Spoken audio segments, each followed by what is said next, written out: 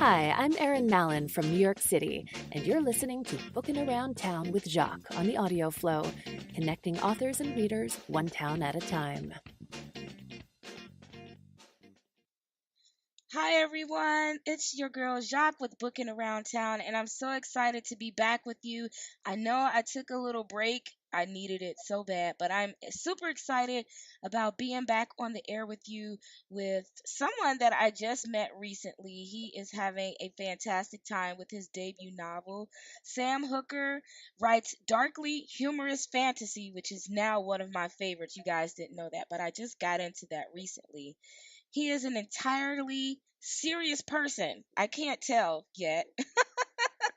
And regardless of what you may have heard, now I have him on the line. I'm looking at his studio with everything in the background. I don't think he's that serious, but he is originally from Texas, so that may have something to do with it. Although now he lives in Southern California, so I think he's got a nice balance there. So everybody, let's welcome Sam Hooker to the show. Hi, Sam. Hi, Jack. How you doing? I'm doing fantastic. I am so excited to chat with you. I know that you recently signed um, with a publisher of mine, Layla, and we set this up way back in January, right when I took my hiatus. And I totally forgot that we were going to have this chat. And I said, oh my gosh, I've got to get back on the air because I'm going to be chatting with Sam. And now the time has come for you to chat with me. All right, here we are. I'm so glad Here, you're back. here we are. Thank you.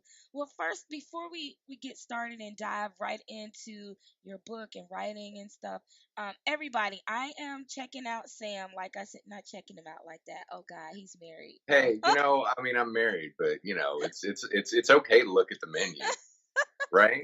I'm checking out Sam, everybody, because we're Skyping. Right. And I love, okay, so obviously you or somebody in your family is a musician because I see some guitars in the background. Let's talk about hmm what's going on in the background here. Okay, sure. So I am a musician. I'm a guitar player. Let me see if I can flip the camera around on my phone.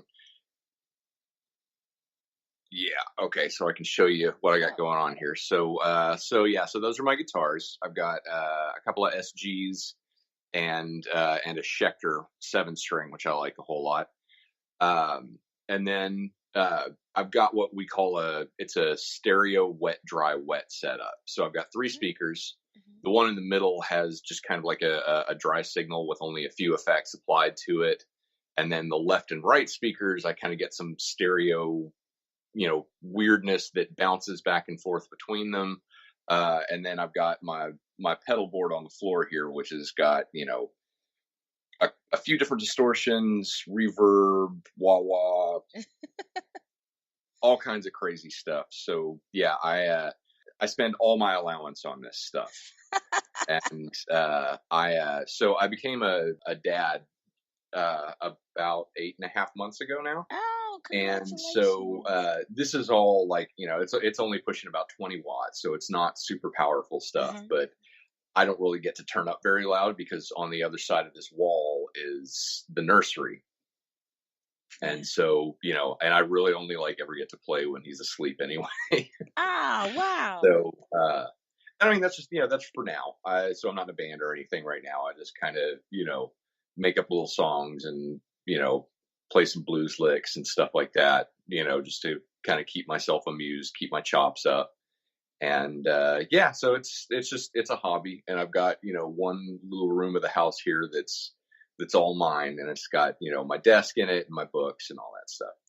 I love it, guys. I'm sorry that you're missing out on it, but I'm a big fan of guitars, although I cannot play an instrument to save my life. Um, but I like to look at them, and they're really pretty, hanging up there on the wall. And who knows, maybe you'll be that person that decides to write a musical book for your son, and you'll just like write it to music. And I'm always good with Write ideas that when I down. Yeah, chat it's a with good people. idea. So then you have a reason to always play because you're writing children's music books or something. There you go. Right. Sure. Yeah. Okay. I'm gonna have to split the profits with you on that since it was your idea. You don't have Which no. Just you can it's a, just write a character about me and put me in the book. That works too. So. Okay, deal. I can do that. Well, congratulations on the new addition to your family. I know Thank um, you. that's I have a puppy, and I try not to compare puppies and children, but I mean, outside of the dog having four legs, they demand the same amount of attention. I promise, people, I'm not comparing your children to the puppy, but it's a lot of work, and I can't do my podcast there because he's running around and stuff. So I'm kind of like you. I have to, work around the puppy schedule. Yeah. Oh yeah. We've got a dog too, and he's great. He's our fur baby. He's got needs too. Not quite to the level of Jack, my son, but yeah, he's got needs. So yeah, that's where a lot of my time goes nowadays. That's where my time goes. Well, within that though, in your time, you wrote this book, and I want to talk a little bit about it because it is your debut book, and you are a musician, as we can tell, and I want to know a little bit about how you were able to kind of, I guess, most people who have been in some type of artistic world, they kind of go back and forth of whatever. And so music, of course, is in the arts. But how did you decide that you wanted to actually do writing, and did that come while you were also doing your music, or did you always want to go into writing and music kind of just, which one of them came first, like the chicken or the egg? I guess that's the question. Sure. Yeah. Well, I guess I'll say that I've always wanted to be a guitar player, and I've always wanted to be a writer. And the two of them never really cross up very much. You're actually the first person who's ever suggested to me that they could, and I'm going to give that a little bit of thought. But no, I just I got into rock and roll at a very young age, and started and really wanted to learn how to play guitar, and I've been doing that for years. The same with writing. I can't remember a time when I didn't want to be a writer. Let's see, I think it was 1983 when I was about 8 years old. I wrote my first book, and it was 11 pages long, and it was Ghostbusters 2, which Dan Aykroyd and Harold Ramis had not made their Ghostbusters 2 at that point yet. So technically mine was first. Yours was first. So far, they've enjoyed a little bit more commercial success than I have, but time will tell. Anyway, I wrote it in pencil in an old steno book that my mom probably still has.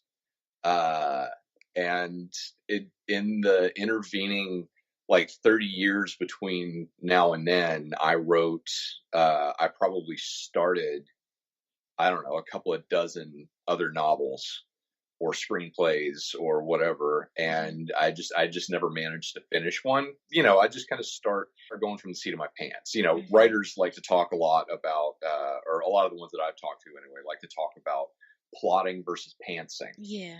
Whether if you're plotting, then you kind of write out an outline for the whole story and you methodically plan everything out. If you're a pantser, you just sit down and say, Gerald went to the grocery store and it exploded. And you just kind of take it from there. And I don't think either one of those is the right way to do it. I will say that when I stopped pantsing and started plotting, I was able to finish novels. So I'll definitely say that plotting works better for me.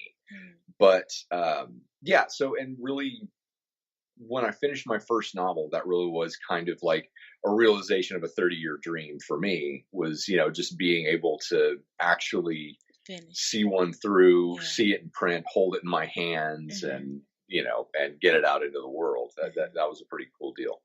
That sounds exciting. And being that your first book was written in pencil and a steno pad, I think a lot of us back then in the early 80s, we wrote a lot of things in those pads. They were kind of like, it wasn't a diary, but it was kind of like, oh, this is a journal. I have this idea and I'm going to write. And we did a lot of stories in there, in pencil too, no doubt. Number 2, with not the mechanical ones, the real ones. Oh, yeah. I couldn't be trusted with a mechanical pencil. I would have lost that thing right away. It's something about the real pencils though. It's just, I don't know, something about holding Yeah. them in your hand, seeing the number 2 on it. But you wrote so Ghostbusters 2. So were you kind of, always into more paranormal or fantasy type writings, or did you kind of go around to different genres that you like to write or read about? Yeah, so I've jumped a lot of genres in my time. I think I have very heavily been influenced by fantasy uh, books, movies, TV shows, all that sort of thing. I was really into sci-fi when I was a kid. I still like sci-fi a lot. It's not really where I want to write. Hmm. There is some really good humorous sci-fi out there. Things like Firefly and some humorous stuff like that. Uh, I've just always been a little bit more into fantasy. I was heavily influenced by. Uh, so when I was younger, like in my early teens, I was really into playing Dungeons and Dragons. Big You were that surprise! kid? Oh, I was that kid. Heck yeah. Yeah, I didn't get a date until I was probably 16, but I'd slain a dragon. So, you tell me who's doing it right. You did it right. Thank you. That's that's so good to hear. Validation after all these years. Uh, so but there were several series of books surrounding kind of the official canonical Dungeons and Dragons stories, and I was really into those.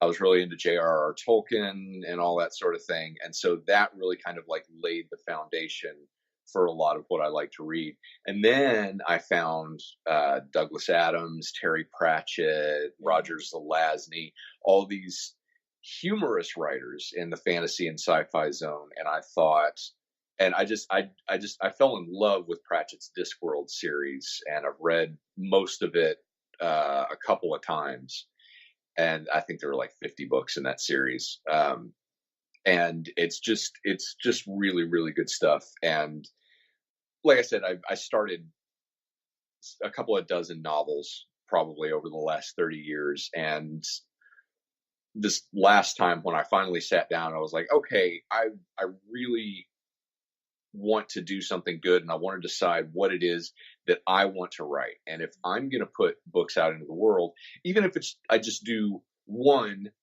just so I can go to parties and talk about my novel, Of course. I want it to be something that I'm proud of and that my Yeah. kids can be proud of, and that I think, yeah, that's what I want to say.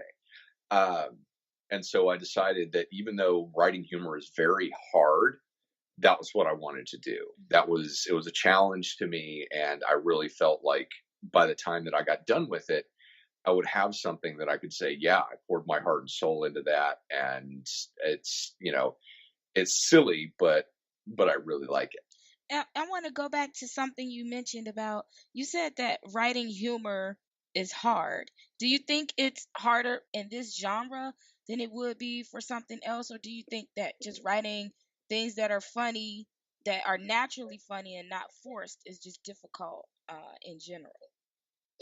Right. Yeah. It's a little bit of a combination. So one, it is I can you know there to some degree I can only speak from my own experience, Hmm. and in my experience, writing humor is hard.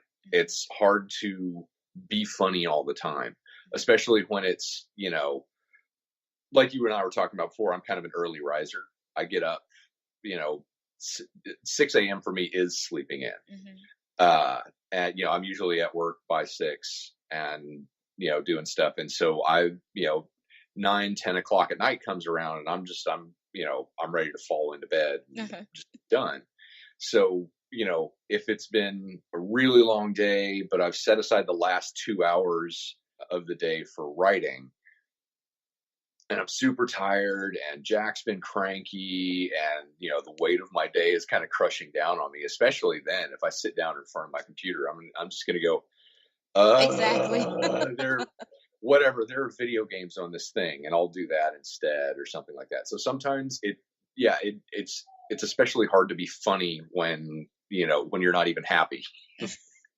Whereas if I were writing like horror or, serious fantasy or drama or something like that, I could kind of use that and channel it. Right. Whereas, and I still get to like, the stuff that I write is kind of dark.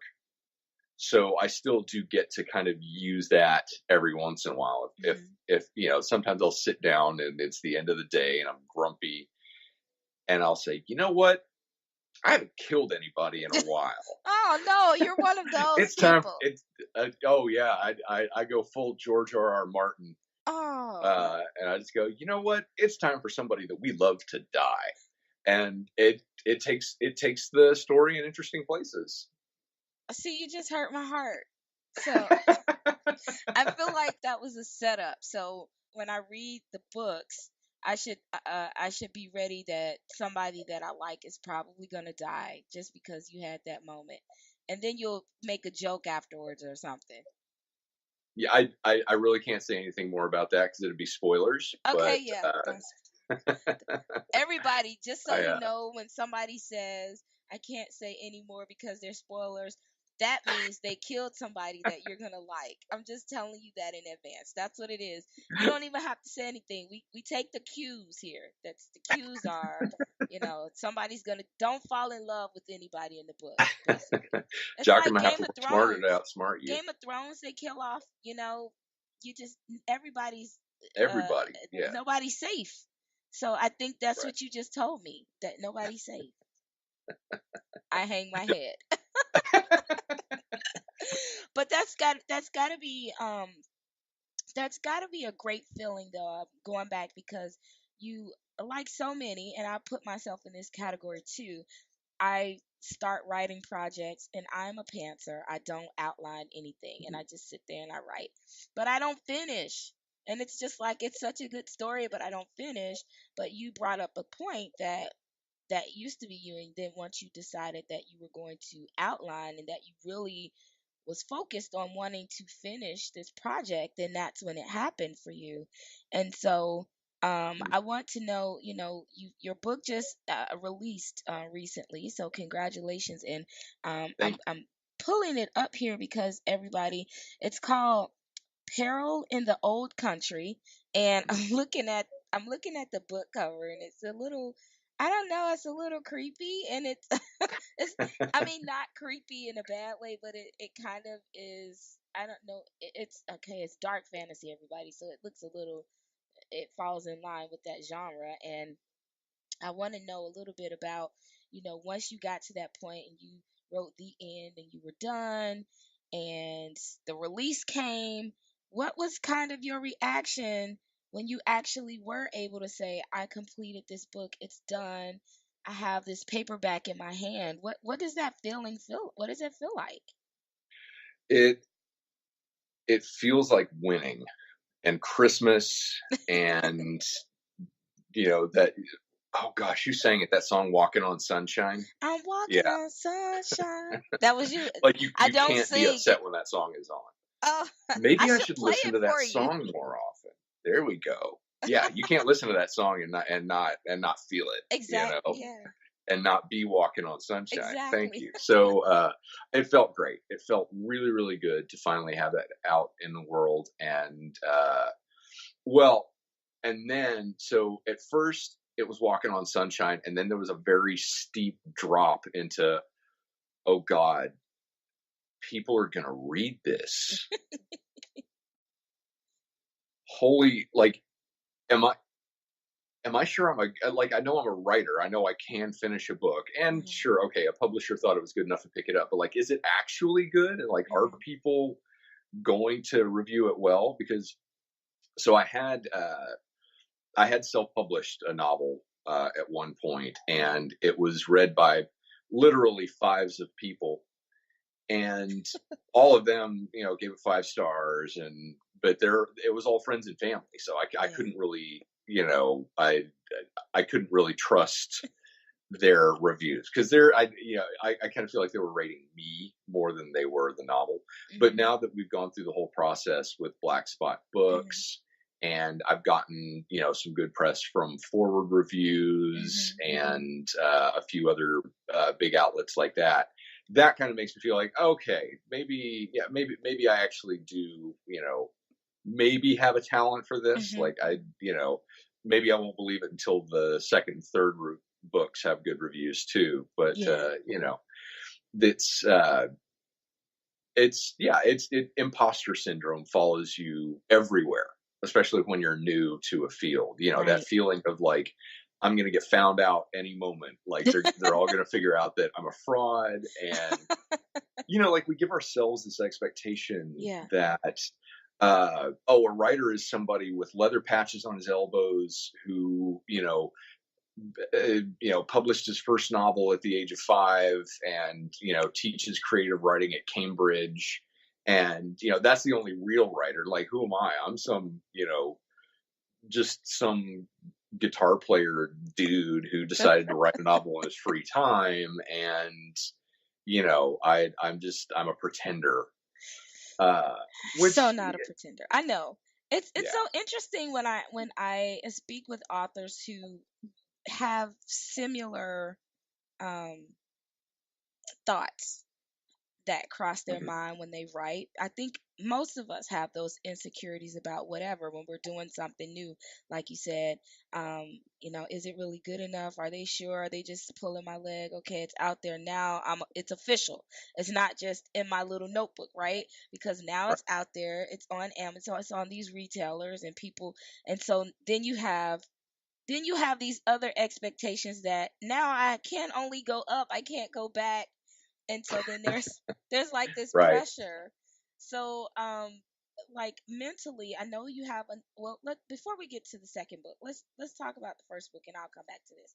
um Sure. Tell us a little bit about the story, and then how you decided to conceptualize it, um and then don't give us any spoilers. So those are the three things. Okay. No spoilers. Sure, sure. So our lead character, Sloot Peril, lives in a place called the Old Country. The Old Country is not the actual name of the Old Country. It has a proper name, but it is illegal to speak that name Mm. because it is one of many, many things that you can do to attract goblins.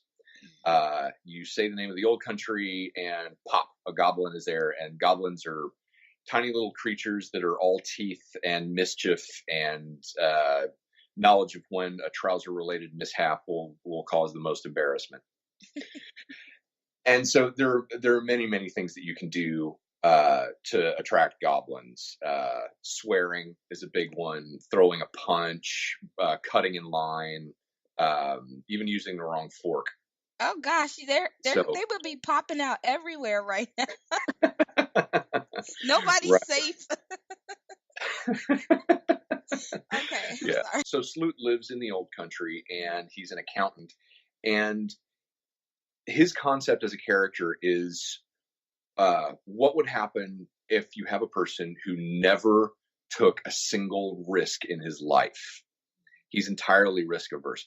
All of us have taken a risk in our lives at one point or another. You dyed your hair some funky color. You wore a pair of shoes that everybody was like, really? What you tried some weird food, whatever it is, you've taken some kind of a risk in your life. Sloot never has. And so basically I just kind of spend about 300 pages bringing danger to him and forcing him out of his comfort zone and kind of tormenting him. And that's the thing. And the Old Country is it's kind of a dystopian place where it's ruled over by the iron fist of the Dominator, long may he reign, and a lot of jingoism and things like that. Well, there you have it, everybody. He's going to torture the main character so he can take risk, and somebody's going to die. There's the summary right there. No, just kidding. Probably. Maybe. There's a possibility. There's a big chance, a big possibility that somebody's going to die that you like. There's a slim chance that there's a big chance that someone you love will perish in peril. I like the way Perish and Peril. That's gonna be a hashtag. We need to hashtag that. That would be a good hashtag. That would. I'm I gonna mean, it would be kind of scary though, because it's like, what do you mean? It's like read the book. There you go. That's how we right? do marketing. As Read the book. specific as I can be at this point. Okay. Well, we don't need you to be that. You don't have to tell us anymore. We're already sold. We're gonna get the book and we're gonna read the book because it sounds. I like things um that are different, and so the story seems is different. Like you said, there's a little dystopian in there. There's fantasy. It's a little dark. So it's dark and hopefully, I mean, I'm sure there's a little bit of sort of dark humor that's probably dry, maybe a little dry. Is it dry humor, or A it's little not dry at slapstick? times, a little sarcastic. Uh-huh. Sometimes I hit you over the head with it, like a cartoon guy with a drumstick chunk of meat kind of thing. That was a great metaphor when it started in my head and it just fell out of my mouth and It's an tripped over its anvil. shoelaces. There you go, anvil. That would have been much better. I got you. See, I, we're all on the same page here. we're right there. Yeah, I should We're right hire there. you to ghostwrite the second one. So, okay, so since we know that you outline, do you know how many books is gonna be in this series? It's a series, right? It's not a standalone. It is. So, Peril in the Old Country is the first book of Terribly Serious Darkness. Okay. And I'm working on the second book now, and it's going to probably conclude with the third book. Okay. Although I really feel like I will probably not be able to help myself and leave a couple of things hanging out. So if I ever want to go back and write another one, I absolutely can. I really love all the characters in this book. I kind of crafted them very specifically so that they would clash with each other as hard as possible. Mm-hmm. And each and every one of them is a darling. And there's definitely possibility of offshoots for individual characters and things like that.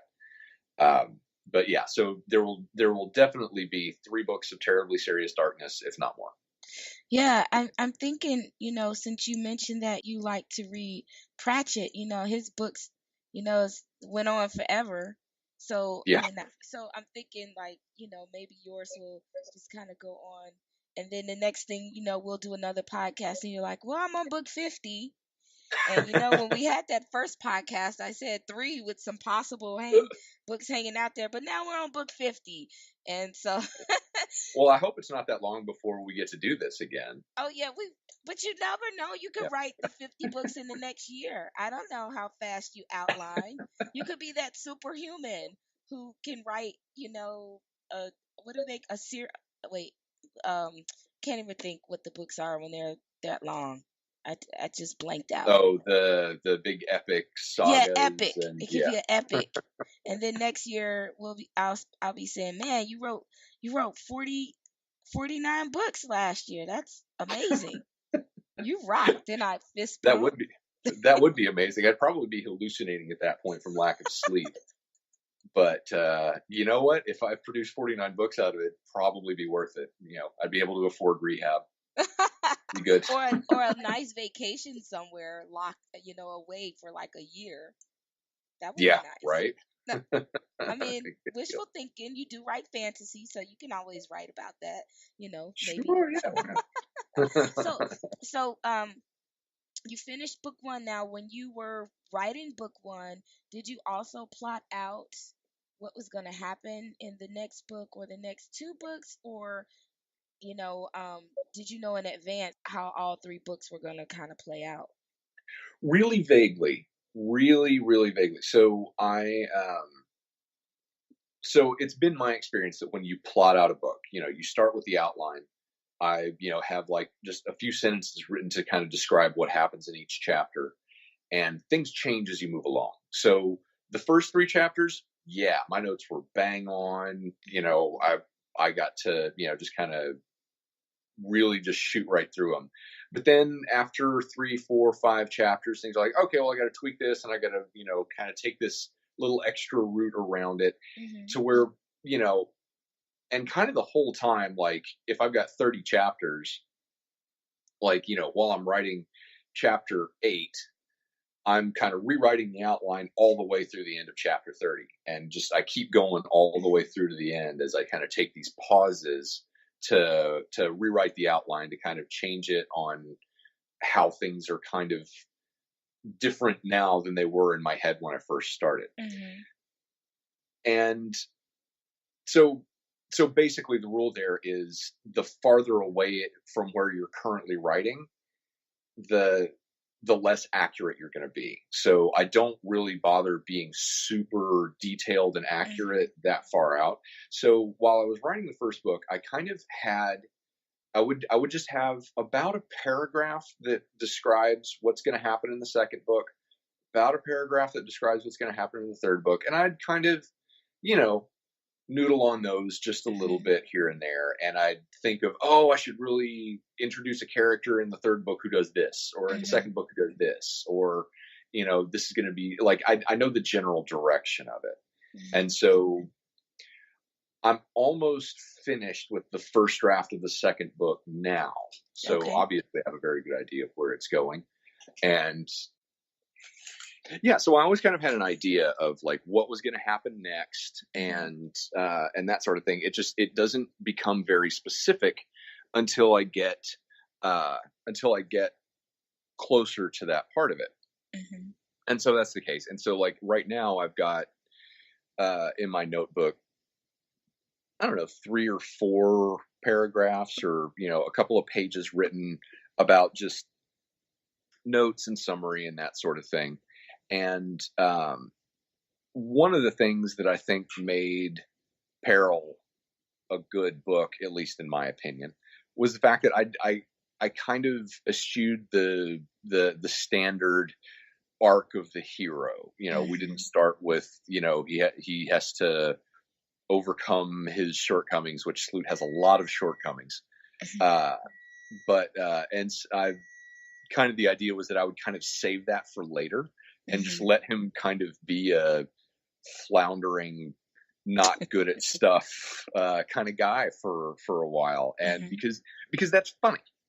And I a little bit of the criticism that I've received is that it's not super plot driven, and it's not, the plot doesn't move along at a super fast clip. Well, it was kind of intentional. It's a little bit cozier than that. And that was kind of what I wanted to do. So actually that was a positive review, because that means you did what you expected for it to do. Kind of move at that particular pace. So Peril, though, you think about the term peril, right? Was there a specific reason why you wanted to go with that being the character's name? Yes, there is, but I cannot tell you what it is because it's a spoiler. I figure you would just say yes and go on. Yeah, so I was it's well, and a lot of the things that are really big spoilers in this book happened very early on. I just I want you to get through the first few chapters where some of this stuff gets exposed, and you'll get to it. So you don't have to wait until the end of the book. There are cool things that happen throughout the book, all the way up to the end. But there are some secrets that get revealed very early on. Okay. Well, there you have it, everybody. You get good secrets toward the beginning, before the middle of the book. So, and it's a nice chunky book. It's 300 and some odd pages. So, now, I want to say you have a great voice. Ever thought about like narrating your own book? Maybe. It's the subject has come up, and I definitely do want to produce an audiobook of Peril in the Old Country. I may not do that until after the series is finished. The definitely 3 and not 50 book series. Or maybe, who knows. But I keep coming up with characters, and I've kind of got a lot of kind of weird voices in my head Mm-hmm. that I may not be able to do. So I may not be able to do it myself, or I may need to have like a whole cast of people to pull it off. Um, so definitely a possibility. I definitely do want to do an audiobook, but no immediate plans. You should you can do it, and you don't even have to have a cast. You can have one really talented person who can do that. But we can talk about that later. But I would be excited to Okay. listen to it on audio because I'm a big audio book listener, and especially with fantasy, because I find with some books, it's harder for me to get through with some of the language, and versus listening to it, I get it better. I don't know. I'm just one of those kind of learners. Some people um, are better with oral. Oral. Mm, That's the word. oral. Yes. Oral. Yeah, I know. Say that like 3 times, right? sure. Uh, but I am Yeah. so excited. I'm excited about um, diving into this book because, like I mentioned earlier, I just started um, trying to listen to various genres and not just be stuck in, oh, there's a romance book and oh, there's YA Hmm. paranormal. I'm trying to go outside of that. So I've been getting more into mystery, thriller, psychological dramas, more dark books, dark fantasy. And so I like to be well rounded. And so that's why I was really excited about chatting with you about this book, and plus you mentioned that, it's got a couple of funny things in there. Only thing that scared me is that somebody's probably gonna not make it through the end of the series, but it happens. It happens to the best of them. So I just Sure. have to Yeah. say it. And there's always a reason. It's not just, this person's done with just because. There's a reason, and I accept that. So we'll leave it at that. Um, so let's talk about Sam the person. Um, so yesterday you told me that you had kind of a little party to celebrate the release of your book. So how was that? It was How's your support system been? it was great. I've got a lot of really good support. Unfortunately, nobody from Black Spot was able to make it because they're all mostly East Coast, Hmm. and I'm on the West Coast. So that was unfortunate. But my wife kind of took charge, and Shelly threw an amazing party, and we had a really great time. Hmm. And a lot of my friends and supporters here in town were able to come and celebrate with us, and I gave a little reading, and we opened up a few bottles of wine, and it was a really good time. That sounds like my kind of party. If I had known in advance, I would have been there, and then we would have done this live at your party. Oh, that would have been awesome. Oh, so next time though, Oh yeah, I'll put you on the guest list for sure. yes, I will make a trip to California just for you. That's really nice of you. I really Well, appreciate that. I take one for the team. The sacrifice that Exactly. you're willing to make. That's a big deal. Exactly. All right, so I know that you're a musician and you do play the guitar. Now, you mentioned that you also sing. Do you sing? Horribly. Really? I'm okay. I can stay in tune and everything, but I've got a pretty low register, and I start cracking up if my voice tries to go too high, and it just kind of sounds awful. So I stick to guitar. I know my strengths. I think you could probably get away with it. Cracky voices are in. You didn't know? Don't you hear mine? It's in. Although I'm not singing anything because yeah, we don't want people to stop listening before this podcast is over. They just turn it off. That would Well, then be I'll awful. definitely not sing anything. That would be bad. I bet if you had enough wine or something, you might be able to hit that note. You think? Well, it's a funny thing about the word enough, right? It's always been one of my favorite words in the English language, enough, because if no matter what it is, if I can't sing properly, then to your point, I simply haven't had enough wine. It implies that it might be an incredibly vast quantity, but that a quantity exists of wine that would turn me into a good singer. And if I'm not there yet, I simply need to drink more wine. And then you just keep drinking until we all thought you had this melodious voice.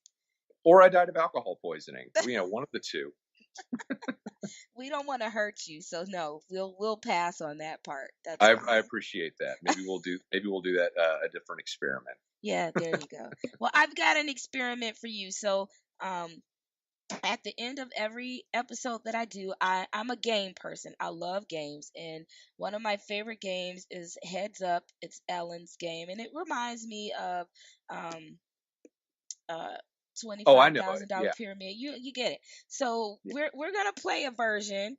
And Okay. we're gonna see how good you are with games. And so I'm gonna give you 3 categories that you can choose from. And we'll play 3, and it's 30 seconds each. So good luck to you. So Okay. the first one is love songs, and the second category available is, let's go with, no, women's, a Game of Thrones. Okay. And the next one is adult supervision 2. Well, that sounds a little scary, so I'm gonna go with Game of Thrones. It's still I'll stick PG. with my expertise.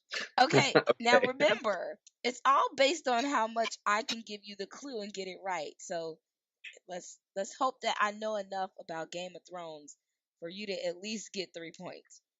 Okay. Okay. All right, here we go. All right, everybody. Oh,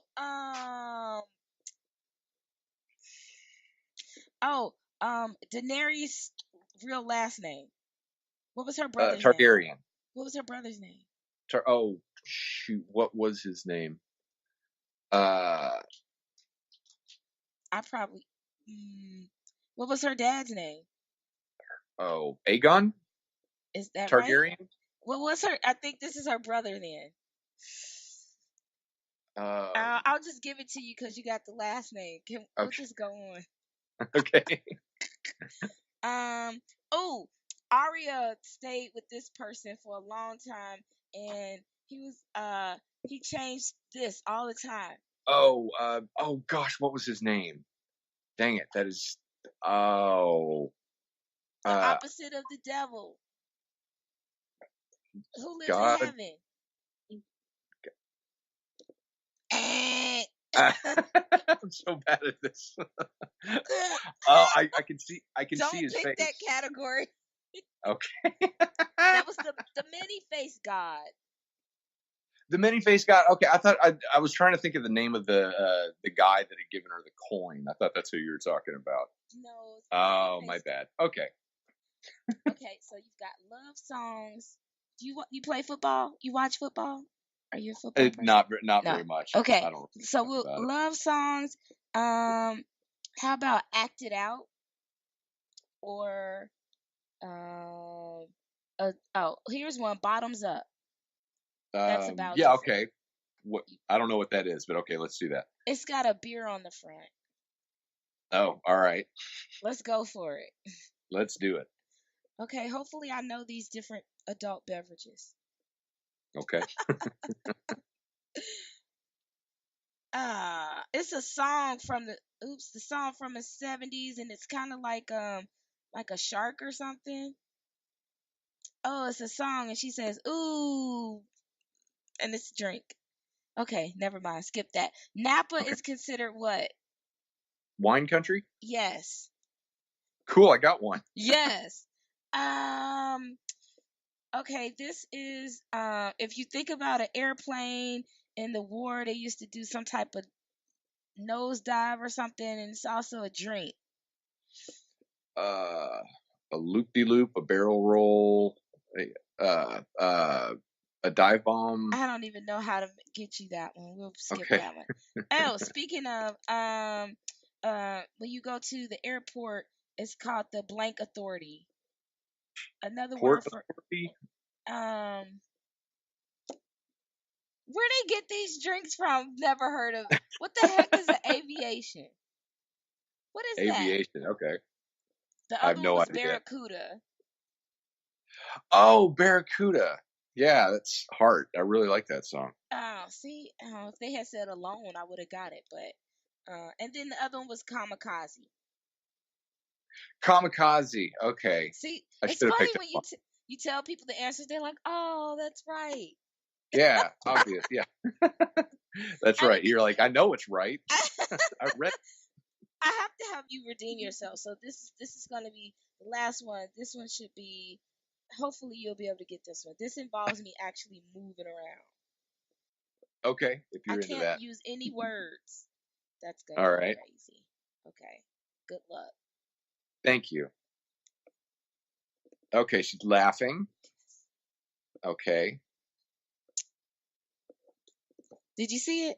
Did you trip? What happened? Yes. Yes. Okay. Yes. She's tripping. Are you driving? um. Wax on, wax off. You're cleaning a window. Yes.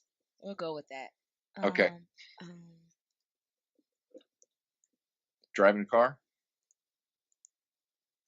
what am I doing though? Shifting, Yes. steering. Shifting what? Okay. Yes. Shifting Okay. gears. You're meditating. Yes. You're one with the universe. Okay. I'm playing a sport. You can't see it because it's standing. It was hockey. I couldn't, Okay. without standing up, you wouldn't have gotten that one. But you did good. You Okay. got Cool. Yeah. 5. That's all. That's all it took to find something that I'm good at. Good. Good deal. Maybe I'm a better writer than a game player. We can hope. Everybody has their strengths. Unfortunately, heads up might not be yours. It It's might fun. not. Yeah.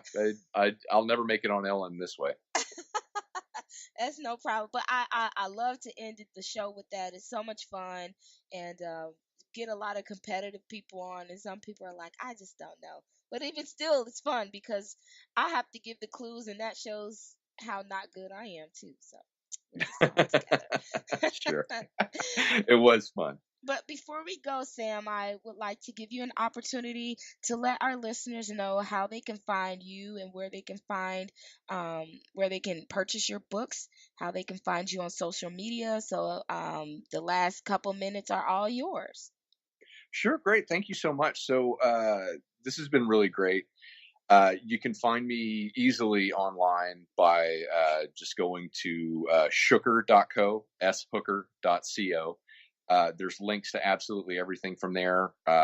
You can find links to buy the book on Amazon. And yeah, it's basically everything's right there. I have a few social media links in the header. I'm most active on Twitter. That's where I go and try to be witty on a daily basis, and sometimes it works. But yeah, and I'll always post things, my upcoming stuff on Twitter and on my website. So those are probably the two best things to follow. All right, everybody, you heard it here first how you can actually follow Sam, visit his website. Be sure you go and pick up Perils. You can, again, it's on Amazon. It's on sale. Well, actually, I think the Kindle copy is $9.99. You can get that too. Perils in the Old Country. I'm really looking forward to reading it and seeing what's going on in there. And if you guys read it, make sure you leave a review. Um, Reach out to Sam, let him know what you thought about the book. We always like to see what our readers are thinking. And also, congratulations to Sam and everything that he has accomplished just in this short amount of time. And we know that we'll see you around, and we'll be waiting for those other 49 books to release next year. Right. That's a joke, everybody. Don't expect that there will be 49 books next year, but we can expect at least 3 in the series. So that makes me really happy that he'll have it all in a nice bow. Again, everyone, thank you so much for joining us today. Again, again, thank you so much to Sam for joining us on Bookin Around Town. Be sure you're following us on Facebook at Bookin Around Town, also on Twitter at Bookin Around TWN, and Instagram on Bookin Around Town. Until next week, everybody, have a great one. Bye.